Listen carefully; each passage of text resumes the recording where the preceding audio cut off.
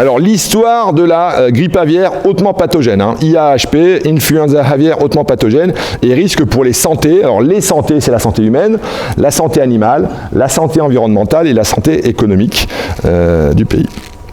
Voilà. Alors, une distinction entre faiblement pathogène d'abord et hautement pathogène. Okay, donc, quand on parle de IAFP ou IAHP, on parle de maladie chez le poulet.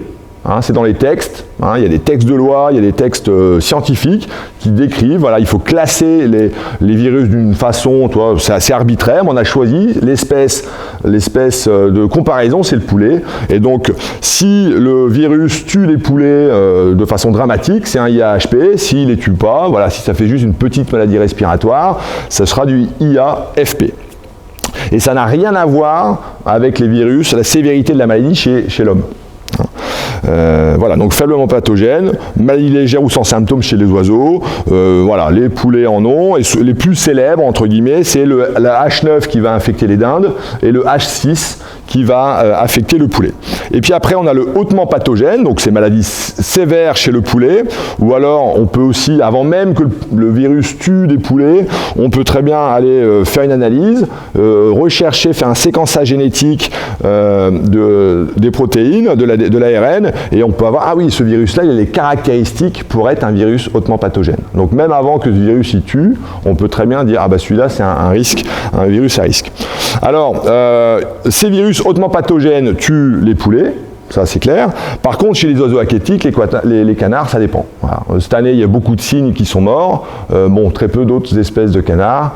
Ça dépend le virus, comment il s'adapte. Pourquoi cette année, il va tuer plus les cygnes que d'autres? Parce qu'il s'est adapté, il est plus pathogène chez le cygne. Et donc les plus célèbres, hein, pour l'instant, les deux virus principaux qu'on peut catégoriser hautement pathogènes, c'est du H5 et du H7. Hein, mais pas tous les H5 et pas tous les H7, seulement quelques-uns. Voilà, ça peut être compliqué, c'est compliqué de toute façon. Alors, les crises actuelles, donc les virus de grippe existent depuis des milliers d'années, des centaines d'années, hein, ça c'est clair.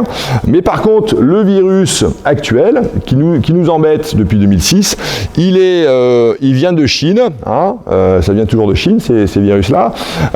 Il est arrivé en Chine en 96. Alors, en haut à gauche, là, vous avez le nom du virus. Hein, donc, A, c'est influenza de type A, goose, donc c'est une oie en anglais. Guangdong, bon, c'est là où on l'a trouvé, donc Guangdong, c'est en Chine, c'est à côté de, je ne sais pas trop où c'est, d'ailleurs, je ne vais pas dire de bêtises. Et après, 96, c'est l'année où on l'a trouvé. Et après, on a H5N1. Donc ça, c'est le premier virus qui est arrivé qui a été diagnostiqué dans un élevage d'oies en Chine en 96. Et ce virus, il est apparu en 96, et puis après, il a disséminé. Et donc, on a plusieurs phases. On a une phase de 96 à 2007, où le virus, il s'est disséminé un peu partout. Et d'ailleurs, on l'a trouvé en 2005,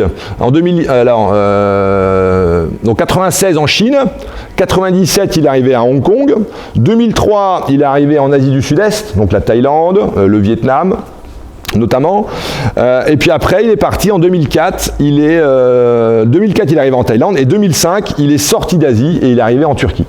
Voilà, donc ça c'est la première étape, 96.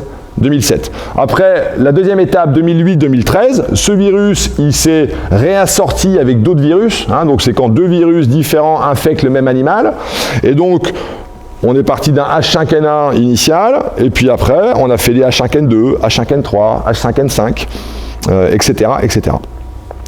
Et puis depuis 2014, là il y a vraiment une explosion des épidémies partout dans le monde, avec plusieurs vagues épizootiques. Hein. Alors pour le coup là, je parlais de clade tout à l'heure, donc là on parle de H5, clade 2, 3, 4, 4, donc c'est vraiment le virus, c'est ce virus précis là qui va disséminer partout dans le monde.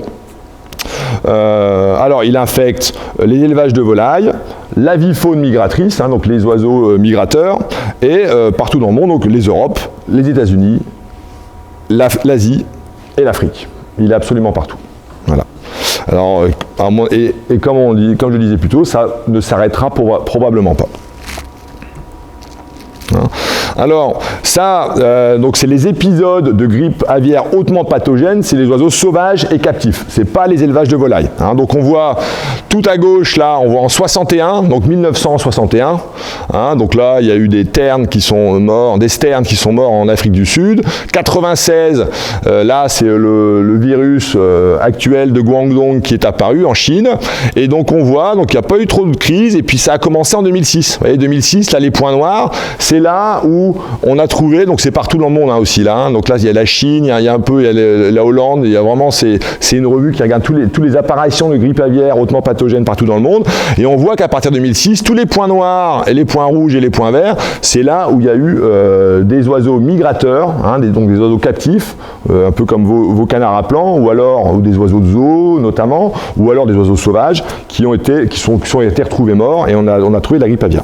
Donc on voit voilà, une explosion, et donc là, tous les ans, à partir de 2015, voilà, il y a un petit trou entre 2012 et 2015, on a eu un petit trou, une petite fenêtre où il ne s'est pas passé grand-chose, et à partir de 2015, par contre, là, c'est tous les ans. Hein. Donc voilà.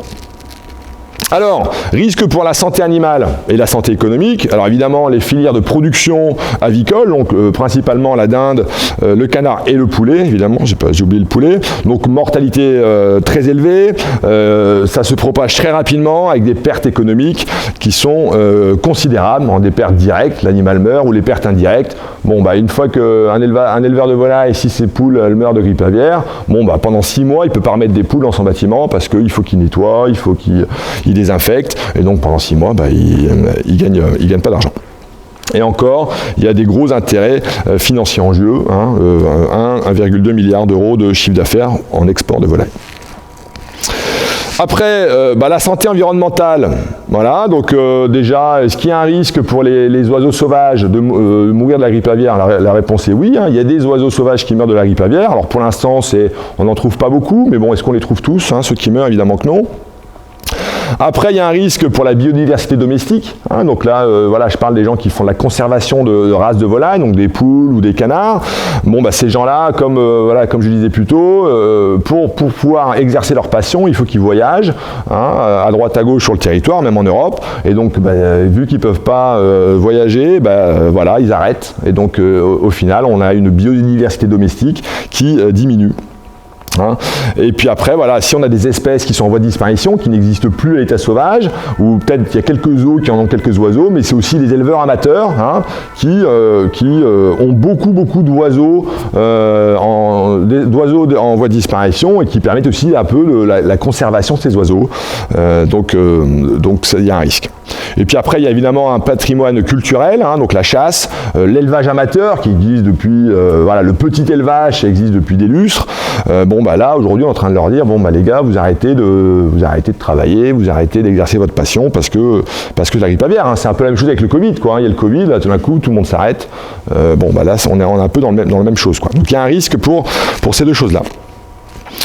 Et donc évidemment la santé humaine, voilà, donc les virus de la grippe peuvent rendre les gens malades, hein, donc les faiblement pathogènes aussi, hein, il y a des gens qui ont été contaminés par des virus faiblement pathogènes, ils sont malades, et maladie respiratoire, après ça dépend, des fois il y a eu des morts, quelques morts humains évidemment. Mais les deux types de virus peuvent rendre les gens malades. Et puis évidemment, il y a un risque potentiel d'une pandémie. Voilà, qu'un virus de grippe aviaire, tout d'un coup, devienne il peut s'infecter les humains très très facilement, une transmission qui soit très rapide, et donc là, ça pourrait être évidemment une catastrophe. Donc, c'est ce qu'on appelle l'apparition d'un nouveau virus mutant pandémique.